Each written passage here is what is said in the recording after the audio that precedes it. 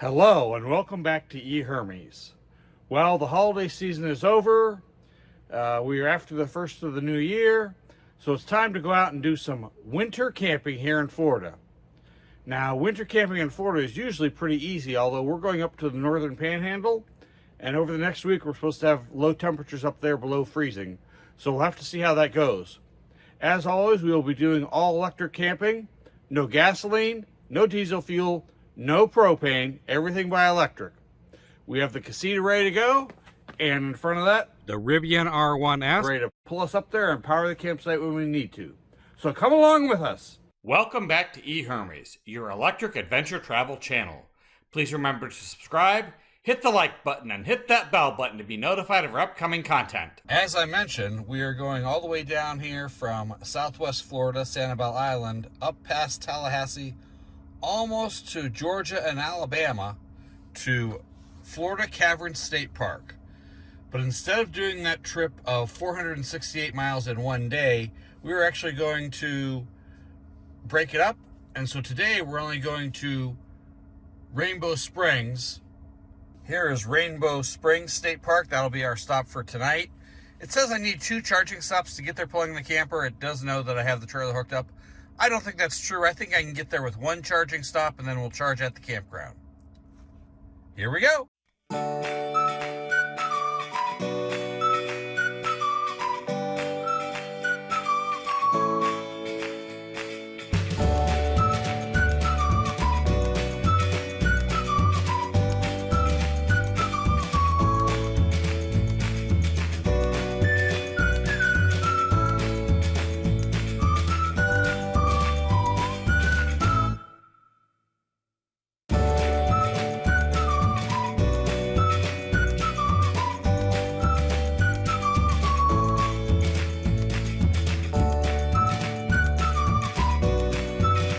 Our first charging stop of the day is at the 25th Street Tesla Supercharger. It's by a Wawa, but the reason I like this one, it's got a magic dock, which doesn't really matter to me because I have all the adapters.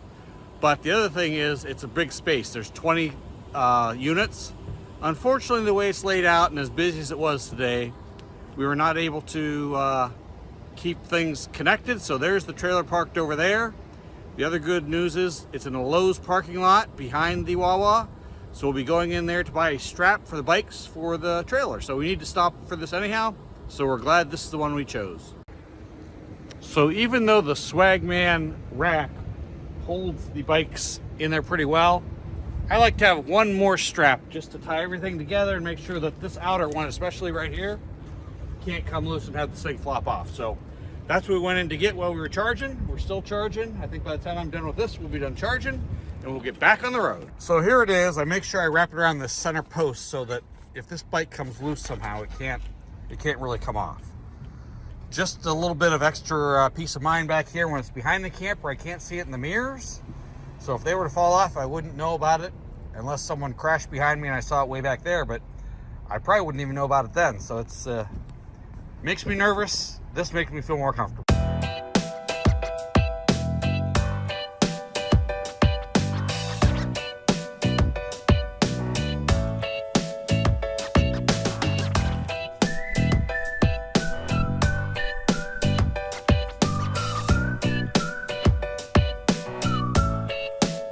Here we are at our stop for the night. Rainbow Springs State Park. The campground entrance is separate from the spring entrance. We made sure to come to the campground entrance. Let's go set up our site. Well, we have the site set up pretty much the way we're going to have it. We've got our firewood on the picnic table. We've got our camp chairs, our fire ring. Got the e-bikes off the rack. Because we're only staying one night and everything we need is here. Did not unhook tonight. We've got a camp table here with our electric grill. We'll be cooking dinner on this and in the microwave, right? Cooktop, okay. So I need to get those out. Those are the electric induction cooktops. Mrs. E-Hermes is so great and wonderful. We have full hookups here. Sewer connection. Got the 30 amp 120 volt to the camper. Water connection. Got a 50 amp for the Rivian charger. It's only, this one is a maximum of 32 amps, so it doesn't put too much strain on the campground systems, and Florida State Parks charge you $7 a night for electric anyhow, so I don't feel bad about it. So it'll be charged up and 100% by morning. Good morning. It is day 2 of our trip. Red sky in morning. Sailors take warning. Well, it is supposed to rain all day today, so we're going to try to get the bikes on. As I say, last night we did not unhook it all, so all we have to do is get the bikes on, get the jacks up, put the utility connections away, and off we go. Yesterday we drove 238.2 miles. Today we have a total of 257 miles predicted. We're going to have one charging stop. Last night we charged from 19% to 90% so far. It'll probably get up to about 92% before we leave. I thought we'd get to 100%, but the voltage actually at this campground is fairly low. It's in the 220s to 230s. It's not 240. So I mean, it's within range still. It's just a little bit lower than I expected. So we only got a 7.1 kilowatts of electricity instead of I expected like 7.4. And we have one charging stop at a Tesla supercharger. Says we'll be there for 19 minutes, and then we'll charge again at the campground when we get there to Florida Caverns State Park. We certainly want to come back again when the weather is much nicer, but we did go over to the separate part of the park, which is where the spring actually is. Now, this is an old roadside attraction, so there's actually some man-made fountains and waterfalls, things you wouldn't normally see in a state park. So we're going to take a quick, I think it's a half-mile loop, look at that stuff, hopefully before the rain gets here, and then be on our way to Florida Caverns State Park this afternoon. Here is one of the waterfalls. Here's our first look at the springs with crystal clear water. You can see right to the bottom. A little bit of green tint. I'm not sure what that is in the water that makes that, but maybe just because it's so clear. Here's the public swimming area. A little chilly today. No one foolish enough to be out in there. The water's 72 degrees. The air temperature is 52 degrees. Not my idea of a good time today. Here is, I guess, the main, well, the spring is the main attraction, but here's the main man-made attraction, Seminole Falls. Here's another of the waterfalls. So the high areas that these falls come from is spoil piles from the phosphate pits that they did back in the 60s and 70s. One of the great things about traveling with the camper is there's a rest area anywhere you can find a place to park. Today we're at the Swanee River Fair and Livestock Association. Well, we knew it was going to rain today, and raining it is. Pulling into our first and maybe only charging stop of the day. Bad apron there. Wants to drag the jacks off. The Tesla supercharger in Perry, Florida. Trying to figure out how I can do this and block the fewest of them, and there's no good way. I think you should go around that way and pull into that one so your trailer's back there. Mrs. E-Hermes suggests I come from the opposite direction. What, use the second one, you're thinking? No, the first one. I just leave my trailer in this driveway? Yeah. Well, it'll be the second one, though. I don't think I can get the cord to reach the first one, so I'll be using 2C.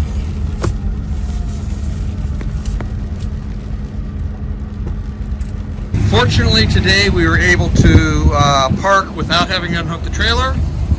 And we've got the power cord from the trailer going to the Rivian. Mrs. E-Hermes is going to go in the trailer and warm up lunch for us with the microwave. So we have full use of all power in the trailer while we're charging. And we're not blocking the traffic at all. And there's a lot of empty spaces here. We have made it to our primary destination for this trip, Florida Caverns State Park. After stopping for groceries and firewood, we're back at the campsite with 3% state of charge. We better get this on the charger. It's about 45 degrees, it's damp, and there's a breeze. So Mrs. E-Hermes is lighting the fire. This is what we woke up to this morning. Actually, I woke up to this in the middle of the night. I got up to use the restroom. When I flushed the toilet, I realized it wasn't working quite right. tried to run the water in the sink, didn't work. So I realized the hose out here was frozen. I came out, I drained the gray water tank, and then I left the valve open. And then we allowed water to trickle through the system all night so that it didn't freeze and damage anything. A little bit wasteful, but better than damaging the camper. After warming up and thawing out, we get to the focus of this trip, Florida Cavern. It is the only publicly accessible cavern in the state of Florida. While it is small and not very deep, it does have a nice variety of rock formations that you might find in other caverns. For example, there are stalactites, there are stalagmites, there are columns, there are flowstones, and they even have some standing water pools with some rimstones around the outside edge of them. The cavern was discovered quite by accident while they were developing the state park in which it now sits. After finding it, the Civilian Conservation Corps is the one that went through and opened up some of the passageways so that it can be toured. Unlike today's modern electric lamps, which I think are currently LEDs even, back in those days, all they had were carbide lamps that they wore on their heads and hung from hooks on the cavern ceiling. To increase the light output, they used their dinner plates to add reflective capabilities behind the lights, as shown in this picture. It is said that the tour books up quickly during high season.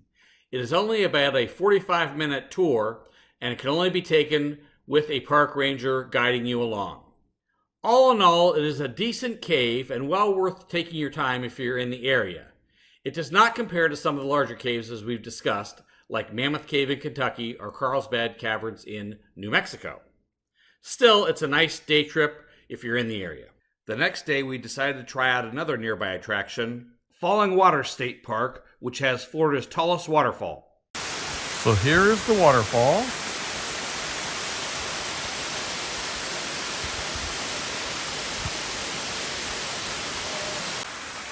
But the most interesting aspect of this falls is that it falls down into this deep, deep pit.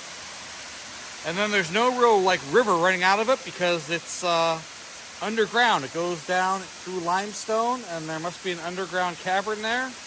And that's where the water goes. I don't know where it comes out. In fact, I believe I read that no one knows where it comes out. They know where the source of it is, of the falls, but not where the outlet is. Pretty cool.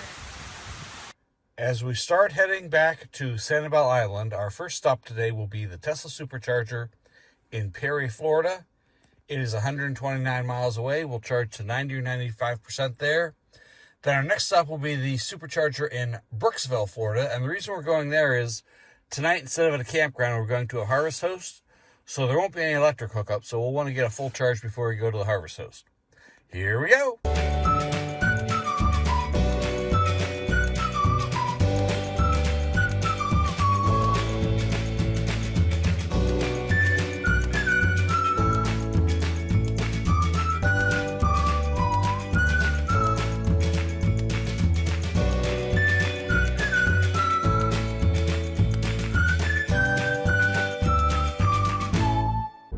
We have made it to Perry, Florida with 6% state of charge.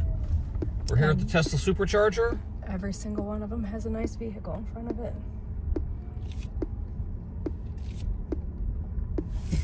Ones I need. As Mrs. E-Hermes points out, a lot of them are iced. Fortunately, I'm going to go down here to the end. This is the same one we charged at when we came. I'm going to charge at 2C.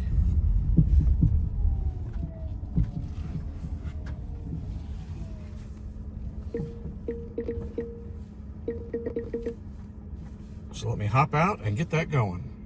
2C.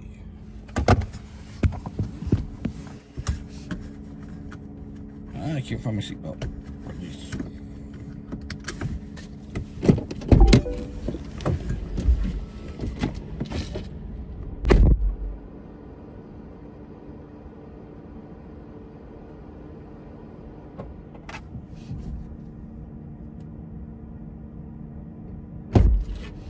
And we're charging. We are charging up to 90%. That will allow us to go to the Tesla Supercharger in Brooksville, Florida. It is 143 miles away. We'll charge up there and then head for our harvest host. So the pull-in site, which is nice, would have still left the trailer out here in the driveway, blocking this car and pretty tight for the truck. There's nobody else charging, so just by pulling up a little bit, we're able to use this one. So we're using one and blocking one, certainly here. But there's nobody else here, and we are not blocking the driveway. Here is our home for tonight, the Sparcia Witherell Family Winery.